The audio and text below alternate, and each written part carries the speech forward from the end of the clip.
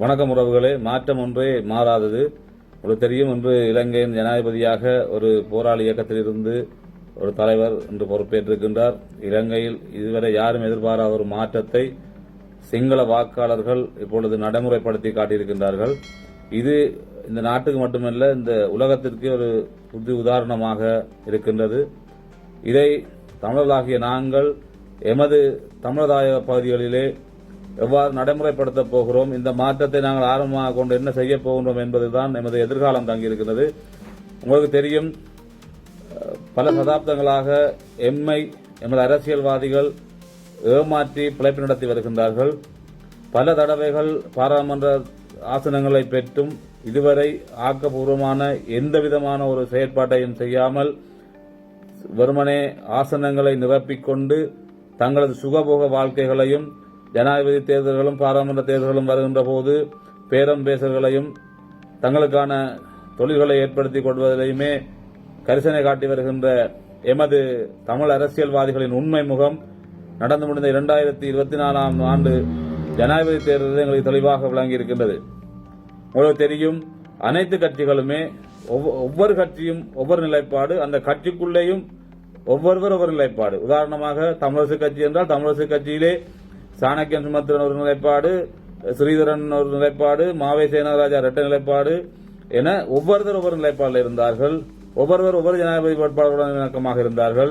அதேபோன்று தெலோவை எடுத்துக்கொண்டால் அதன் தலைவர் ஒரு கட்சிக்கும் அவரது கட்சியில் இருக்கின்ற இன்னொரு பாராளுமன்ற உறுப்பினர் ஜனாதிபதி வேட்பாளர் ரணில் விக்ரமசிங்கவுக்கும் ஆதரவை செலுத்தி தங்களது நன்றி கடன்களை செலுத்திக் கொண்டார்கள். அதேபோன்று மன்னாரில் இருக்கின்ற சாசன மல்லநாதன் போன்றோர்கள் தாங்கள் வரப்பிரசாதங்களை பெற்ற ஜனாதிபதி வேட்பாளர்களை விட்டுக் கலைப்பதும் அவர்களுக்கான ஆதரவை மறைமுகமாக வெளிப்படுத்துவதும் என ஒவ்வொரு பாராளுமன்ற உறுப்பினரும் தமிழ் தேசியம் என்ற பேர்வையிலே தமிழ் தேசிய கூட்டமைப்பின்கள் போட்டியிட்டு வெற்றியிட்டு அனைத்து பாராளுமன்ற உறுப்பினர்களும் தனித்தனியான நிகழ்ச்சியினரிலே தங்களது உண்மை முகங்களை வெளிக்காட்டியிருக்கின்றார்கள். இந்த சந்தர்ப்பத்திலே இப்போது தமிழ் மக்களுக்கு தெரிந்திருக்கும் இவர்களது சுயநல அரசியல் மற்றும் இவர்களது உண்மை நிலைப்பாடு என்ன என்பதை, இதற்கு பிறகும் நீங்கள் இவர்களையே பாராளுமன்றத்துக்கு அனுப்பியவர்களாக இருந்தால் உங்களைப் போல முட்டாள்கள் யாரும் இருக்க மாட்டார்கள். எனவே இந்த ஆரம்பம், அதாவது தெற்கிலே ஆரம்பித்த இந்த மாற்றம் நிச்சயமாக வடக்கு கிழக்கிலே நடைமுறைப்படுத்தப்பட வேண்டிய ஒன்று. இப்ப மிக விரைவிலே பாராளுமன்ற தேர்தல் வர இருக்கின்றது. இந்த தேர்தலிலே இப்போது இருக்கின்ற எந்த ஒரு பாராளுமன்ற உறுப்பினரும் திரும்ப வராதவாறு நாங்கள் விழிப்பாக நடந்து கொள்ள வேண்டும். இளைஞர்களின் எழுச்சிதான் என்று அனுகுமார் திசாநாயக்க அவர்களை ஜனாதிபதி ஆசனத்தில் இருத்தியிருக்கின்றது. அதேபோன்று தமிழ் இளைஞர்களாகிய எமது எழுச்சி இனிவரும் காலங்களிலே புதிய படித்த துறை சார்ந்த, படித்த என்று சொன்னால் சுமந்திரன், சாணக்கியன் மற்றும் பவனியால் இருக்கிற ஒருவர் போன்று அவர்களது படிப்பையும் மொழி அறிவையும் டீல் பேசுவதற்கு பயன்படுத்தக்கூடிய சுயநலவாதிகளாக அல்லாமல், மேட்டுக்குடியினராக இல்லாமல், இந்த மண்ணிலே படித்து கஷ்டங்களை அனுபவித்து குத்துவிளக்கிலும் மின்சாரம் இல்லாமல் வன்னியிலும் தாய பிரதேசங்களிலே படித்து இந்த இன உணர்வோடு இருக்கின்ற தமிழ் மக்களுக்கு, இந்த இளைஞர் சமுதாயத்துக்கு ஏதாவது செய்ய வேண்டும் என்கின்ற துடிப்போடு இருக்கின்ற புதிய இளைஞர்களை, துறைசார் வல்லுநர்களை, படித்தவர்களை அரசியலுக்கு கொண்டு வருகின்ற ஒரு செயற்பாடாக அவர்களுக்கான பாராளுமன்ற ஆசனங்களை பெற்றுக் கொடுப்பதற்காக அனைத்து இளைஞர்களும் அனைத்து இளம் சமுதாயத்தினரும் ஒன்று திரண்டு பேரெழுச்சியோடு செயற்பட வேண்டும்.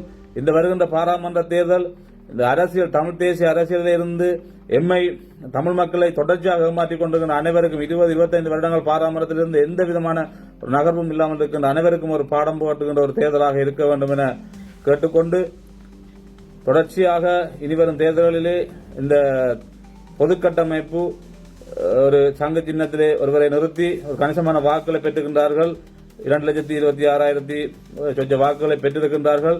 இது ஒரு முன்மாதிரியாக இருந்தாலும் கூட இந்த பொதுக்கட்டமைப்பானது ஏற்கனவே இருக்கின்ற இந்த பாராளுமன்ற உறுப்பினர்களை மீண்டும் வெல்ல வைப்பதற்கான ஒரு கட்டமைப்பாக இல்லாமல் புதியவர்களை தமிழ் தேசியத்தின்பால் அனுப்புகின்ற, பாராளுமன்றத்துக்கு அனுப்பி அதனூடாக ஒரு முன்னேற்றத்தை காண்கின்ற ஒரு அமைப்பாக செயற்பட்டால் அதற்கான ஆதரவை வழங்க வேண்டும். இல்லையேல் புதிதாக நாங்கள் ஒன்றிணைந்து புதியவர்களை பாராளுமன்றத்துக்கு அனுப்பி இந்த அரசியல் கலாச்சாரத்தை மாற்றி பரம்பரையாக இந்த கட்சிக்கு தான் போடுறோம், பரம்பரையாக இந்த நபருக்கு தான் போடுகின்றோம் என்ற அந்த எண்ணங்களை வேரோடு அறுத்து புதியவர்களுக்கு வாய்ப்பளிக்க அனைவரும் ஒன்று திரள்வோம். நன்றி.